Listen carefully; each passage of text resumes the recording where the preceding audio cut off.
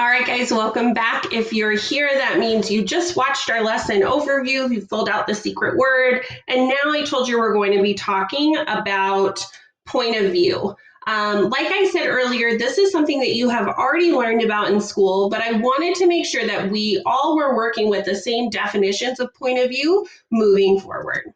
So what I went ahead and did was created this awesome anchor chart for you. You might have seen it in your classes already, but it's going to talk to us about the difference between first person point of view and third person point of view. First person point of view is when the narrator is a character in the story and they use words like I or we or us to tell the story, to explain what they saw and what they experienced, their point of view from what happened. Third person point of view is when the narrator is not a character in the story, but they're watching what is happening from the outside of the story. Way I like to remember this is first person is telling what they experienced, what they saw, what they felt, what they heard, what they tasted, what they smelled. It's telling their own point of view, their own perspective. Third person point of view is when somebody might be watching, somebody might be seeing it, somebody from the outside that is talking about the experience of somebody else. So whenever we're reading a text, it's really important for us to look through the text and then try to determine, is this a first person point of view text or a third person point of view text? And in order to do that, we're going to ask ourselves some questions. We will ask ourselves, is the narrator a character in the story? And do they use words like I or we or us? If the answer to that question is yes, then it was a first person point of view. If the answer to those questions is no, we can ask ourselves a few more. We can say, is the narrator calling characters by their names or by pronouns like he or she? Maybe they'll say things like his or her. And is the narrator really watching from the outside? Did they play a role in the experience, or are they just watching and then telling? So these are questions that we'll want to keep in the back of our head as we're going through to help us kind of identify if we're looking at a first person point of view or a third person point of view. So in order to practice this a little bit, we're going to watch 3 different clips. And in between these clips, we're going to just talk about some of the language that we see, but we won't see the answers until we've watched all 3. So I'm going to ask you what the what the point of view was for the Little Mermaid clip. I'm going to ask you what the point of view was for Beauty and the Beast clip. And then I'm also going to ask you what the point of view was for the Finding Nemo clip. So if you have a piece of paper and a pencil and you want to jot down these answers, because we're going to watch the videos together. But let's go ahead and get started. We're going to start with The Little Mermaid, one of Mrs. Lardner's favorite movies. Fun fact, this movie was made in 1989, I believe, but there is this really cool museum in San Diego that has a ton of artwork from the movie. And I saw a wedding invitation between Princess Ariel and Prince Eric, and they actually got married on my birthday, November 15th, 1989. So a long time ago, but this was always my favorite princess movie growing up, and this is one of my favorite scenes. So I want you to tell me and be thinking in your head, is this a first person point of view or a third person point of view? No thanks to you, I have been laughing track of the entire kingdom, but it wasn't her fault. First, the shark chased us. Yeah, and we tried to, but we couldn't, and he, and we, whoa, and then we were safe. Then the seagull came, and it was this is this, and that is that.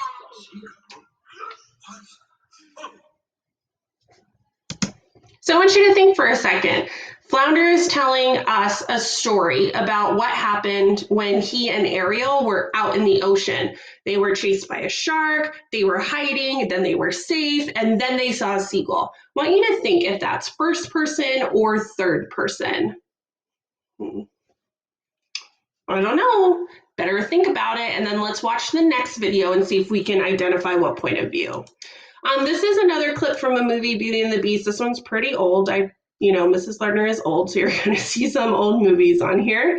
But I want you to think about if the narrator, the person who's telling the story, is telling us from a first-person perspective or a third-person perspective.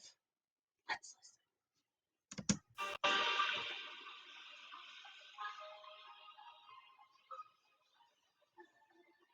Once upon a time, in a faraway land, a young prince lived in a shining castle. Although he had everything his heart desired, the prince was spoiled, selfish, and unkind. But one was night, a old beggar came to the castle and offered him peace, holiness, in return for shelter. Repulsed by her haggard appearance, the prince sneered at the gift and turned the old woman away. She warned him not to deceive by appearances, usually harmless enough. And when he dismissed her again, the old woman's ugliness melted away to reveal beautiful enchantments. The prince tried not to what it was to do. She had seen across the lines. As punishment, she transformed him into the years, which the powerful smell of the castle.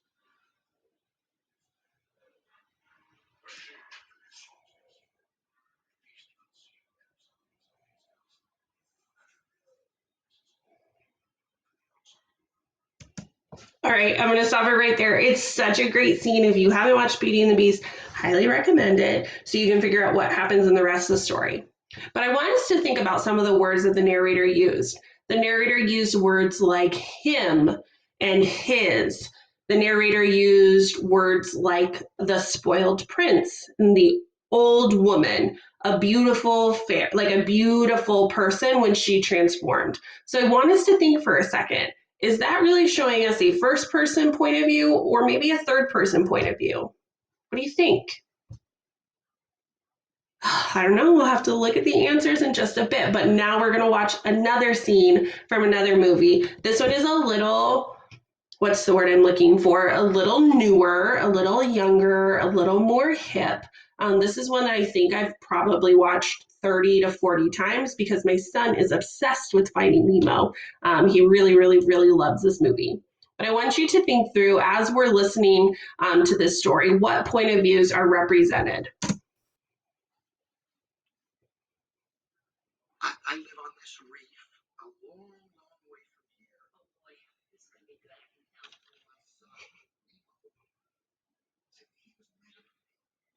If he was better, maybe he wouldn't have done it so tough. I don't know.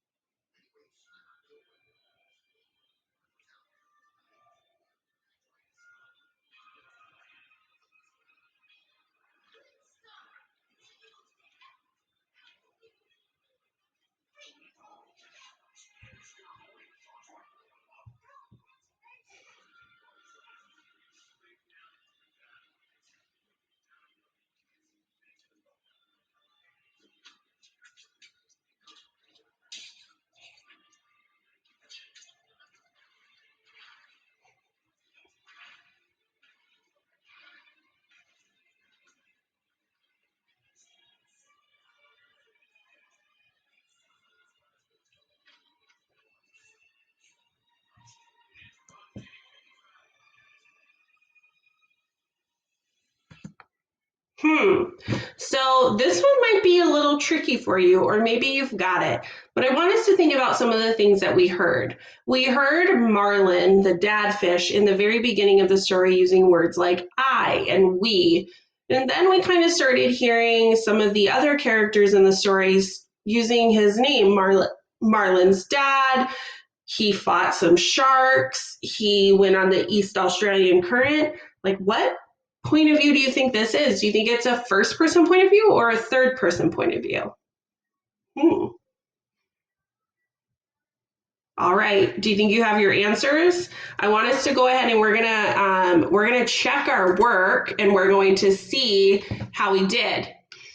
So we watched The Little Mermaid. And I want you to tell me, did you think that this was first person or third person? Remember, this was Flounder telling us about what happened to him and Ariel.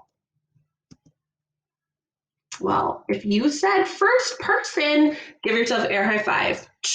You're right. He was using words like we and us to show that he was part of the experience, that he witnessed what was happening with his own eyes, and he was actually part of what was happening. The next clip we watched was Beauty and the Beast. Remember, this one had a person who was telling us about the story, what had happened before. There was a spoiled prince who lived in a castle. An old, ugly beggar woman had come to the door. They used words like he and his. What did you think, first person or third person? If you said third person, give yourself a little cowboy cheer. Yeehaw. You got it right. This was third person. This is a narrator who's telling us what happened from outside of the story. The narrator is not part of the story. Instead, he's watching and telling us what had happened. Good work. Finding Nemo, I told you, was going to be a little bit more tricky, and I'm curious to see if I tricked any of you. In the beginning, Marlin was talking about all of the things that he did. He was using words like I and we. And then some of the fish and some of the seagulls and dolphins started retelling the story. So what point of view do you think this is? If you said both, you're correct. It started off with first person point of view with Marlin, and then it turned into third person point of view when everybody who was not Marlin was talking about what had happened. So people repeating a story that they heard is always going to be third person. Ooh, high five. Good work. That was quite a bit of learning for us, but I know that we're going to take what we're learning about point of view and definitely apply it to the text that we're going to read. So we're going to be reading a text called The Giant Lumberjack. And I want you to just take a second and I want you to skim through this text. As you're thinking and skimming through the text, I want you to think, are we going to be using a story organizer? Is this a narrative text? Or are we going to be using a making text that seem very complicated simple organizer? Is this an informational text? I want you to look for a second.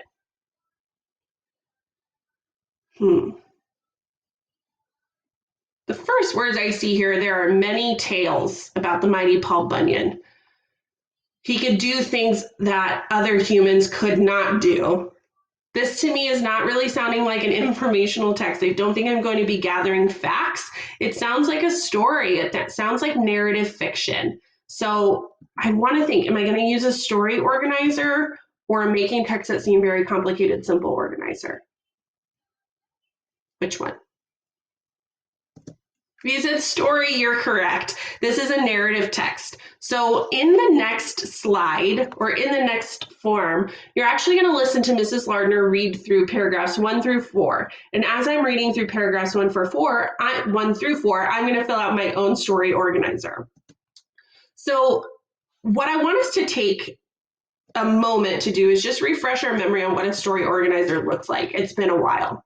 A story organizer, remember, each one of the letters in our organizer stands for what we're going to put in that box. S stands for the setting. You're going to tell me where and when the story takes place.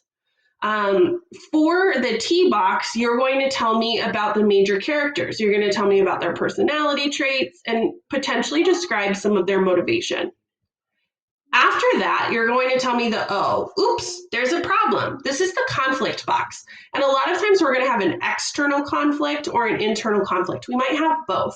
Remember, external conflict is what the character wants, but what they can't have. An internal conflict is how a character is feeling. The R stands for attempts to resolve. You're going to tell me each major event or character action and if it made the conflict better or if it made it worse. At the end, for the why, we always tell our solution. Yes, there's a solution. You're going to tell me the lesson learned or the solution, how the conflict is solved, and the lesson that the character learns. Don't worry, I'm going to be showing you a little bit more of this organizer as we get to it. But for right now, what I want you to go ahead and do is grab a piece of paper and a pencil, because you know that if Mrs. Lardner is filling out an organizer on her side, you should be filling out an organizer on your side. You're almost in 5th grade, and this is exactly what we ask of the 5th graders, so I know you can do it. So I want you to go ahead and take a moment. You're going to stop and you're going to scroll down and you're going to answer some of these questions. These questions are going to be things that we talked about. I'm going to ask you what the point of view was for all of the movie clips that we watched. And then I'm going to ask you, what kind of organizer are we using? I can't wait to see your answers, and I'll see you in the next one. Bye, guys.